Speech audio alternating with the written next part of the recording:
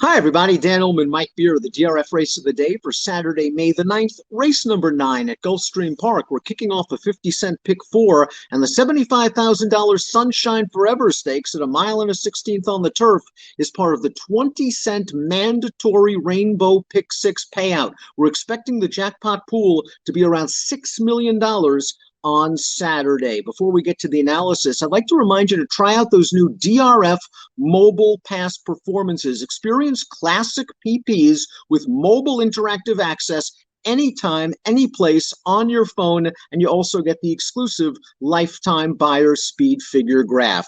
Here's the field for the Sunshine Forever Stakes. This is a graded stakes quality field, and you can download free formulator pass performances for this race on the Race of the Day event page at drf.com. Access them, handicap along with us. Mike, this is the 4-year-old debut of Preakness winner War of Will, who returns to the turf. He's 10-1 on the morning line. I know you'd lock that in if you could get it. There's no chance. I don't think he goes off at 10 in this race, Dan. We'll see how much money he takes. I mean, I won't be surprised if he's the favorite. I also won't be surprised if he's, sort of a closer second or third choice to the two horses that they actually made the two favorites on the morning line.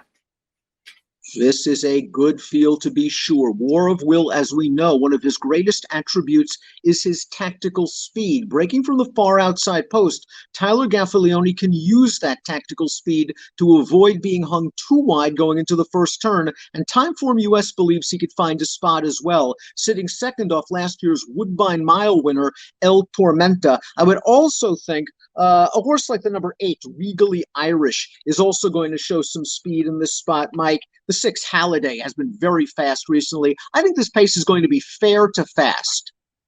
That's what I thought too, Dan. And, listen, I'm not going to argue with El Tormenta being on the lead. Perhaps he will be, but I'd be surprised. That pace projector shows the pace call of this race, which is a half mile in. I'd be surprised if he was clear. I think Halliday, especially the 6, to me, his best races are all, right up there on the pace. I think he's got to go.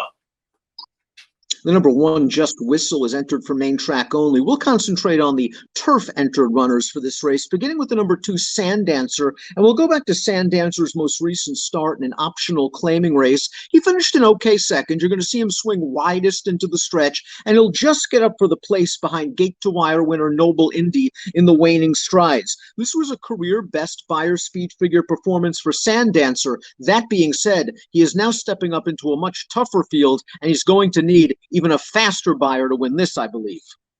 I think he is too. I mean, he actually ran well in that race because there was not a good pace. They were rated early in that race and sort of came home a little fast. I thought he did well to be second.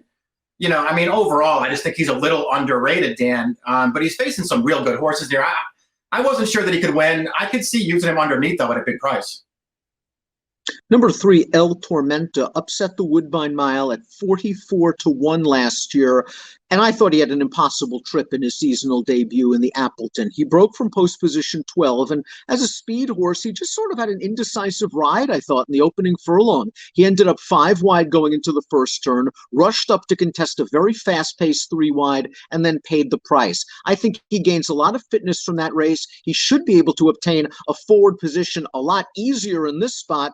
And I think second off the layoff, he's very interesting at the 12-1 morning line. I'm not sure what I think of the blinkers off, however, and he might be better around 1 turn.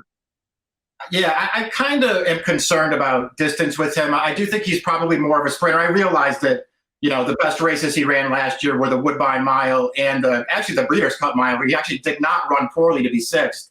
I still prefer him going shorter, Dan, and I'm with you. I think he'll run better in here. He did not have an easy trip in the Appleton, but he also didn't run well in that race, so he is going to have to turn it around. Here's Michael Maker with a recent claim, the 4, Aquaphobia. He was a stakes winner back in 2016. Maker claimed him for 62.5 3 starts back, and he won a starter stakes race first off of the claim. Last time out in the Muniz Memorial, I wonder if he was maybe exposed as a bit below graded stakes class. He was steadied a bit passing the stands on the rail the first time, but I thought worked out a good trip. He had a big look at it turning into the lane, and he finished evenly. It was a good effort for Aquaphobia. I think he needs to do a little bit better. I agree. I think he ran fine, and he's run well in both starts for Maker so far. I'm sort of with you, Dan. You mentioned in the Open that this is sort of a a graded stakes quality field. And I'm just not sure that Aquaphobia is a graded stakes quality horse. I think Cullum Road is sort of an interesting face at a big price to maybe crack the bottom of your exotic wagers at 20-1. Now, we have not seen this horse since the Grade 3 River City Handicap back in November. He went through the auction ring and was purchased for $150,000. In that River City Stakes, he was in between horses turning into the stretch. He got a split in the lane, and I thought he finished pretty gamely along the inside, not only finishing ahead of Admission Office, who's one of the top contenders in this race, but Bema's Boy, who's really come back firing this year. He has some nice tactical speed. The layoff a concern, but I think at a price, this horse is a board chance.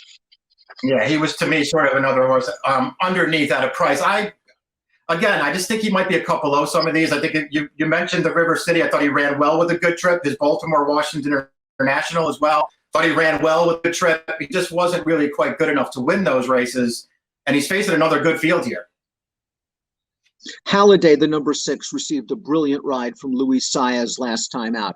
On paper, it appeared that race was filled with early speed types. And when no one wanted to go, Saez said, I'll take the lead with Halliday. And after 3 furlongs, he was able to clear off to the rail from post position 10, and then he let Halliday roll along. We turn into the stretch. Halliday has the lead, and you'll notice once he changes leads at the 8th pole, he spurts clear again. This race was dominated up front, though, Mike. They ran 1-2 all the way around the track. Career best Beyer speed figure for a very consistent horse, but it might be a little bit tougher sledding on the lead this time around. I think the pace is going to be tougher in here. You can see there that he was good in this race. Obviously, he finished pretty strongly in there. You can see that there was nobody coming from the back in that race for whatever reason. I respect the fact that he's in really good form, Dan. I'm not really a fan of his. I can see him taking money off the big Beyer last time, and I'm just going to look elsewhere for the winner in this race. When healthy, the number 7 Hawkish is a very talented horse. We saw that when he won the Penn Mile as a 3-year-old, and we saw it when he won the Cliffhanger Stakes last year. Now, unfortunately, after the Cliffhanger, he needed throat surgery, and it took him a long time to get back to the races after that. And when they brought him back going 6 furlongs in the Belmont Turf Sprint. That race I thought was way too sharp for him. There wasn't a lot of pace. I was very disappointed that he really did not finish that race at all, and it's another layoff that he has to deal with. But I trust Jimmy Toner, and if this horse is right, he has an upset chance. No, I agree with that. I do think this horse has a lot of ability. He was clearly cut out to be a really nice horse early on in his career. It does sort of feel like the layoffs have really taken their toll on him. So we'll see if he can just, come back running. Maybe at the end of the day, it's just about him being fresh and, not being able to put races together. Maybe he'll come firing off the layoff, Dan. I didn't trust him, but he does have a pretty good amount of ability. The 8 is Regally Irish. This New Jersey bred is a stakes-winning turf sprinter, and I was very surprised that he was one of those horses that wasn't more forwardly placed in that Halliday race that we just saw. He sat in the second flight. There was nothing wrong with the trip, but I think he's at his best when he's on the lead. He was not good in that race off the layoff. He was being hard-ridden with about 4.5 furlongs to run, and he was done on the turn. He's going to have to do a lot better in here, but I wouldn't be surprised if they try to use his speed more. I can see that being the case. I can see them trying to get more aggressive with him. I just wonder how that will work in this race with, a couple of real quality speeds to his inside. I don't know if he can still, even if they do ride him that way, I don't know if he can get the right trip. And, so far, based on what he's done, he's just not good enough to beat this field.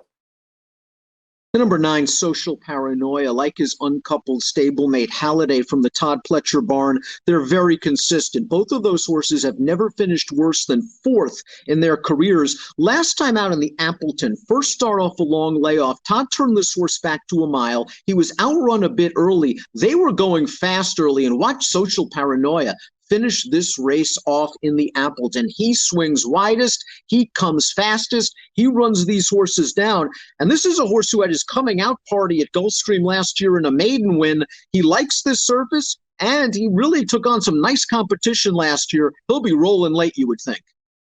Yeah, he was good in this race right here. I realized that the pace was there for him, and he did come last to first to win. But boy, he really came with a nice run through the stretch. And this horse was a good 3-year-old. I mean, he came up short in some of the big races for the 3-year-old turf horses last year, but he ran well in all of them. And I really think he took a step forward off the layoff. In a lot of ways, I know he doesn't quite have the credentials of a horse like Admission Officer War of Will. In a lot of ways, I think this is the horse to beat in here. Do you think he has more tactical speed at longer distances, and at middle distances like the mile or the mile and a 16th, he is more of that one-run closer, or can he stay closer if need be? I think they're going to take him back and use what worked last time. I can see them taking him back there because he did run well with that trip last time. But I mean, just going through his past performances, he's never been a one-run closer in his career. So I won't be surprised to see him in mid-pack in this race.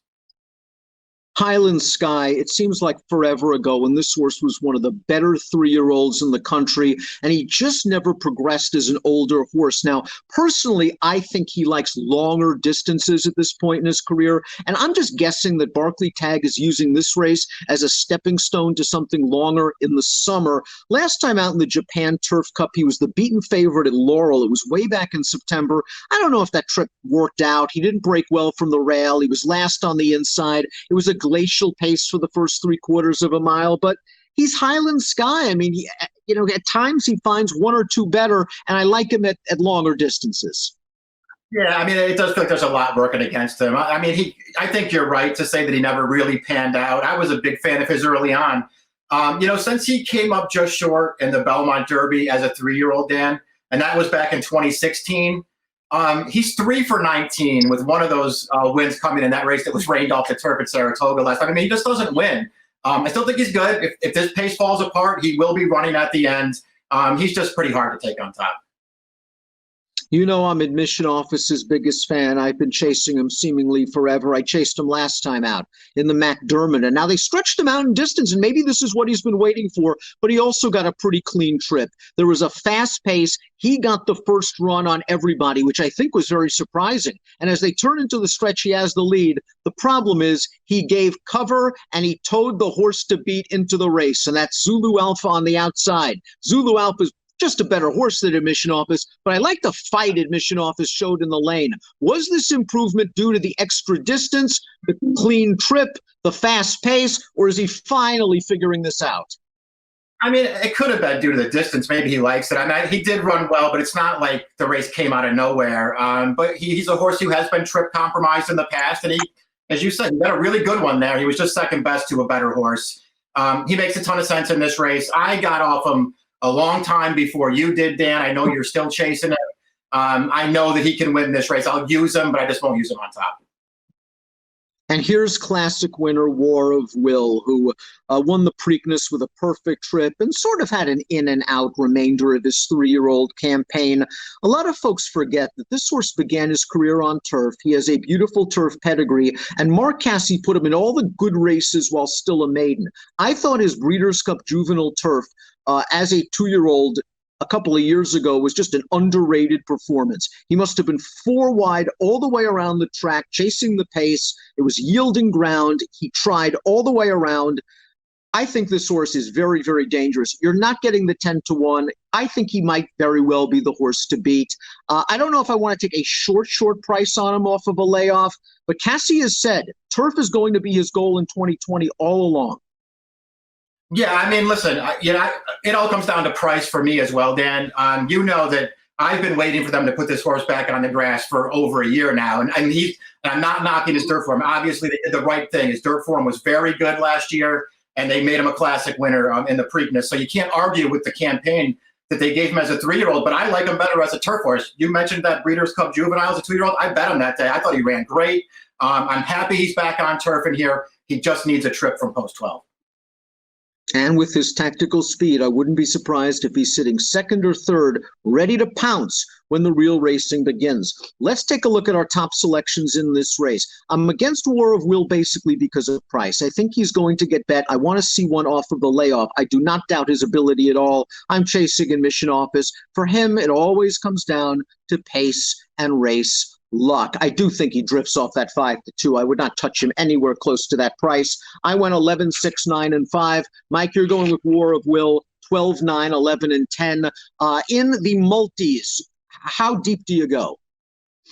I mean, a lot's gonna depend on what price War of Will goes off at as far as win wagering goes. But in the multis, I'm sort of happy to lean on War of Will and Social Paranoia. They're going to be my two main horses in here because, I just like Social Paranoia. I like the way he's headed, and I really liked his 4-year-old debut. I'm going to focus on those two. The other horses will be backups for me.